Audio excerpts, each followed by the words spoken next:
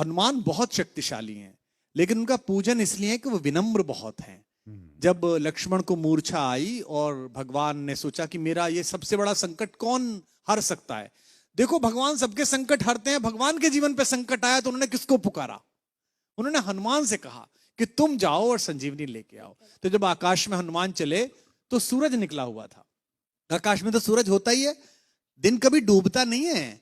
हमारी माँ पृथ्वी हमें गोदी में लेकर हमारे पिता सूरज की ओर से पीठ कर लेती है। माँ को दोष दे नहीं सकते तो पिता को दोष देते हैं कि दिन डूब गया है। दिन कभी डूबता नहीं है, दिन तो निकला रहता है। सूर्य कभी अस्त नहीं होता। कैलाश भैया ने गाया, क्या बात है, क्या बात, क्या कभी अंबर में। तो बेटा सूरज कभी डूबता नहीं है। तो सूरज आकाश में मिला, और अगर सूरज इधर निकल जाता जहां लक्ष्मण लेटे हुए थे तो भगवान के जीवन का सबसे बड़ा संकट आ जाता।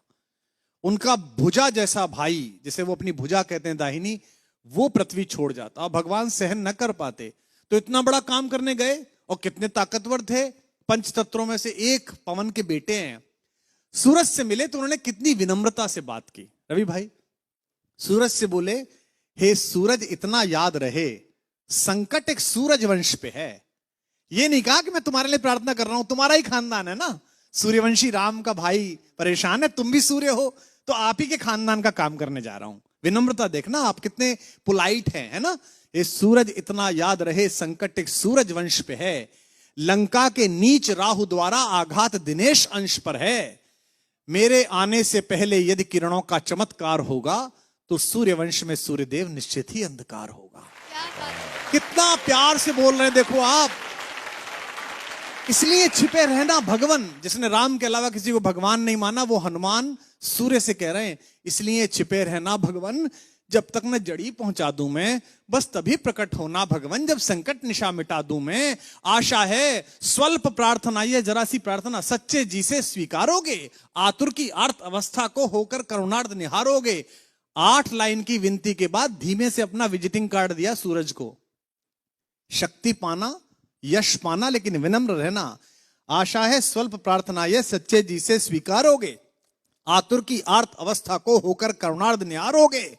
अन्यथा क्षमा करना दिनकर, अंजनी तने से पाला है, बचपन से जान रहे हो तुम हनुमत कितना मतवाला है। अन्यथा क्षमा करना दिनकर, अंजनी तने से पाला है, बचपन से जान रहे हो तुम हनुमत कितना मतवाला है। और धमकी भी कैसी दी। ये जो रवि भैया खड़े हैं ना आपके बगल में, इनके इलाका जहां से शुरू होता है वह धमकी ऐसी दी जाती है कि इतना गोली मारेंगे कि खोखा बेच के करोड़पति हो जाइएगा। लेकिन हनुमान जी ने कैसी धमकी दी, कितनी विनम्रता से। ऐसा कोई नहीं बोलता, ऐसे बनना सब। आशा है स्वल्प, अन्यथा क्षमा करना दिनकर, अंजनी तने से पाला है, बचपन से जान रहे हो तुम हनुमत कितना मतवाला है। मुख में तुमको धर रखने का फिर वही क्रूर साधन होगा, बंदी मोचन तब होगा जब लक्ष्मण का दुख मोचन होगा।